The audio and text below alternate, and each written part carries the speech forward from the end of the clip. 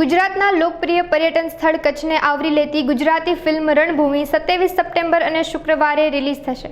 આ ફિલ્મમાં નૃત્ય, ગરબા અને અમૃત વારસો તેમજ પ્રજા પોતાની ભાતીગળ વિવિધતાને પહેરવેશ તેમજ ભાષાના વિશેષ ઉદાહરણ સાથે વિશ્વ પ્રસિદ્ધ થશે. આ ફિલ્મ કચ્છ જિલ્લાના એક ગામ પર આધારિત છે. આ ફિલ્મની વાર્તામાં મહિલા શિક્ષણ, સ્વાતંત્ર્ય, સ્વાભિમાન અને સશક્તિકરણ જેવા પાસાઓને સુંદર રીતે વર્ણવવામાં આવ્યા છે. ફિલ્મનું શૂટિંગ કચ્છના ધોરડો ટેન્ટ સિટી રોડ તેમજ રાજકોટના ત્રંબા ગામ પાસે પણ કરવામાં આવ્યું છે. આ ફિલ્મમાં હર્ષલ માંકડ, શીતલ પટેલે મુખ્ય ભૂમિકા ભજવી છે તેમજ ફિલ્મના ડાયરેક્ટર અને પ્રોડ્યુસર તરીકે નિલેશ ચોવટિયાએ ભૂમિકા ભજવી છે. આ અંગે વધુ વિગત અબતક મીડિયા હાઉસની મુલાકાતે આવેલા રણભૂમિ ફિલ્મના કલાકારોએ પૂરી પાડી હતી. એટલે એકચ્યુઅલી ગુજરાતી પિક્ચરનો ત્યાં સુવર્ણ યુગ છે. હર શુક્રવારે અનેક ગુજરાતી ફિલ્મો આવે છે. અમારું ફિલ્મ થોડું યુનિક એટલે છે કારણ કે એક કચ્છનો સેટ રાજકોટમાં ઊભો કરાયો છે અને ફિલ્મની અંદર કચ્છમાં પણ શૂટ થયું છે, રાજકોટમાં પણ શૂટ થયું છે. કચ્છને એક અલગ નજરે જોવામાં આવ્યું છે કારણ કે અત્યારનું કચ્છ બતાવ્યું જ છે, 50 વર્ષ પહેલા કચ્છ કેવું હતું એ પણ બતાવ્યું છે. તો જે વર્લ્ડ ટુરિઝમ ડે છે એ દિવસે આખી વિશ્વ જે ટુરિઝમ પ્લેસની પાછળ છે એ કચ્છને એક અલગ રીતે બતાવવાનો પ્રયત્ન કર્યો છે. માત્ર ટુરિઝમ વિશે નથી, આની અંદર એક એવી વાર્તા પણ છે જે એક દીકરી એના ગામને પોતે પોતાના ડેવલપમેન્ટમાં નહીં પણ પોતે પોતાનું ડેવલપમેન્ટ સાઈડમાં નાખીને ગામનું ડેવલપમેન્ટની સાથે એક સસ્ટેનેબલ ગ્રોથ જેને કહેવાય, એક યુએનનો પણ કન્સેપ્ટ છે કે ગામડા જ્યાં સુધી જીવતા રહેશે ને તો શહેર ધબકતું રહેશે.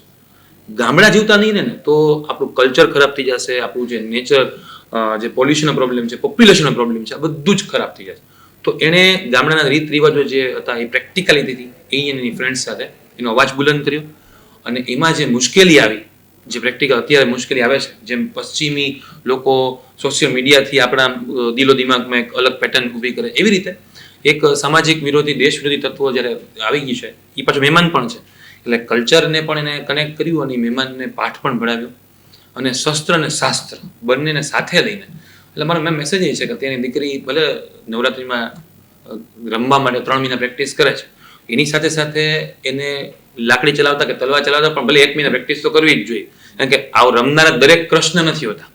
ક્યારેક એવાય બની જાય કે અસામાજિક તત્વ આવે તો એની રાસ નથી રમવાના, એને એક અલગ રીતે રમાડવાનું છે. તો એ આપણી દીકરીને પણ આવડવું જોઈએ, નિર્ભય બને આપણી દીકરી, નિરામય બને, એવી એક અમારો મેસેજ છે.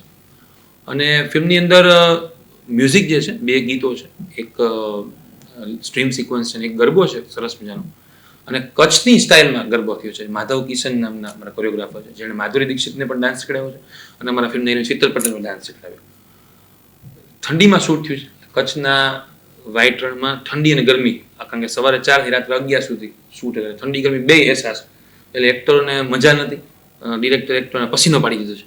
નિલેશ ચોવટિયા છે, ફિલ્મનો ડિરેક્ટર છે, રાઇટર છે, ખેડૂત છે આમ બેઝિકલી. એટલે એની એક ઈચ્છા હતી કે મારી દીકરીને હું બે સાથે મળીને પિક્ચર જોઈને બેને 1 સેકન્ડ માટે પણ આમ આંખ નીચી ન કરવી પડે અથવા આમ એવું ન કરવું પડે, એવું એક ડ્રીમ હતું. પરિવાર ચોખ્ખું પિક્ચર અને આમ સિમ્પલ લોજિક કહું તો અમારું પિક્ચર અને આમ બીજા બધા પિક્ચર સપોઝ બોલિવૂડના પિક્ચરની કમ્પેરિઝન કરી તો એ ફ્રીજનું પાણી છે, અમારું માટલાનું પાણી છે. ઠંડુ બે છે પણ અમારામાં તમને સંતોષ આવશે. બહુ યુનિક, કારણ કે મારા નેચર કરતાં સાવ અલગ રોલ આને લખ્યો હતો અને મારા લુક કરતાં અલગ એને લુક કરાવ્યો હતો. 10 કિલો વજન ધરાવ્યું હતું, દાઢીવાળો લુક કર્યો હતો, લાંબા વાળ કર્યા હતા, જે સામાન્ય તો બેંકમાં એવું ના કરતો કારણ કે પ્રોફેશનલ લુક આપણે રાખતા હોય. અને બીજું એ છે કે જે શિફ્ટ હતી એ અમારા ટાઈમને લીધે એવી રીતે ગોઠવી હતી કે અમારે ઓછી રજા લેવી પડે. એટલે કચ્છ ને રાજકોટની જે શિફ્ટ હતી એને સૌથી મોટો એક્સપિરિયન્સ એ મળ્યો કે સેટમાં કામ કરવું હોય ને તો એ આપણને એમ લાગે કે ઓહો, જનરલી તો શું ગુજરાતી પિક્ચરમાં લાઈવ લોકેશન મિત્રો આપતા હોય કે ઓફિસ તાલી ઓફિસ, આમાં તો અહીંયા સ્કૂલ હોય, એ જ દિવાલમાં પાછળ પાછી પંચાયતની ઓફિસ હોય, આ બાજુ પાછું મંદિર હોય. એટલે તમને થિયેટરમાં મને લાગે કે ઓરિજિનલ મંદિર, પણ સેટમાં જે કામ, જે ફિલ્મ સિટીમાં જેવો અનુભવ થાય ને એવો અનુભવ. તમે ડિસ્લેક્સિયા રોગ છે તમને ક્યારે ખબર પડી? તારે જમીન પર આવ્યું પછી. સ્લીપર સેલ્સ નામનો શબ્દ ક્યારે ખબર પડી આપણને? હોલિડે આવ્યું પછી. એ પેલા ખબર હતી. ફિલ્મ આપણને ઘણું શીખવે છે. તેના નામ પછી લોકો આમ વાળ કરવા માંડે. ઇવન આપણી જનરેશન, મારા પપ્પા છે તો અમિતાભ જેવા પેન્ટ પહેરતા, દેવાનંદ જેવી સાધના કટ વખણાતી, આપણા મમ્મી સાધના કટ બધા કરતા. તો ફિલ્મ ઇન્ડસ્ટ્રી પણ જવાબદારી છે કારણ કે લોકો ફોલો કરે છે. તમે સપોઝ હીરોને સિગરેટ પીતો બતાવશો તો લોકોને મનમાં એ છાપ પડશે કે સિગરેટ પીવી જ હીરો. અને અત્યારની જનરેશન ફોલોઅર છે, એ તરત કોકને મિલિયન્સ ફોલો થઈ જશે. એટલે હીરો કોને કહેવાય, હિરોઈન કોને કહેવાય, એની પરખ પણ લોકોને આપવી એ પણ ફિલ્મની જવાબદારી છે. એવું બની શકે કે તમારા ઘરે બેઠેલો ફાંદોળો બાપ પણ એ હીરો છે કારણ કે એને સંઘર્ષ કર્યો છે તમારા માટે. તો હીરોની વ્યાખ્યા બદલાવી પણ એક આની જરૂર. આ ફિલ્મ એવી છે કે તમે એ લાંબા વાળવાળો છે, એ દેખાઈને તરત ગમી જાય એવો છે, પણ એ હિરોઇક કામ નથી કરતો એટલે હીરો નથી. ભલે ગામનો મુખિયા છે, એ ફાંદાળો હોય વ્યક્તિ અથવા ન ગમે એવી રીતે કહેતો હોય, ટોકતો હોય કોઈ દીકરીને, પણ એ હીરો છે કારણ કે એ કંઈક સંસ્કારની વાત કરે છે. એટલે ફિલ્મ ઇન્ડસ્ટ્રીની એ જવાબદારી છે. અને કોઈ પણ ભાષા બચાવી હોય, હિન્દી પિક્ચરને લીધે તમે મને હિન્દી કેમ આવડે છે? પિક્ચર લીધે આવડે છે. બાકી આપણે હિન્દી સબ્જેક્ટને આપણે માર્ક જોશું તો આપણે શરમ આવશે. પણ તમે હિન્દી પિક્ચર લીધે હિન્દી આવડે છે આપણને, બીજી એક લેંગ્વેજ નથી આવડતી કારણ કે એની ફિલ્મ અમે જોતા નથી. તો ગુજરાતી ભાષાએ ભવિષ્યમાં બતાવી હશે ને તો ગુજરાતી નાટકો છે, ફિલ્મો છે, ગુજરાતી પુસ્તકો છે, એ બચાવવા જ પડશે. નહીંતર ક્યારે પાણીનું વોટર થઈ જશે, નાસ્તાનું બ્રેકફાસ્ટ થઈ જશે, એ ખબર જ નહીં પડે.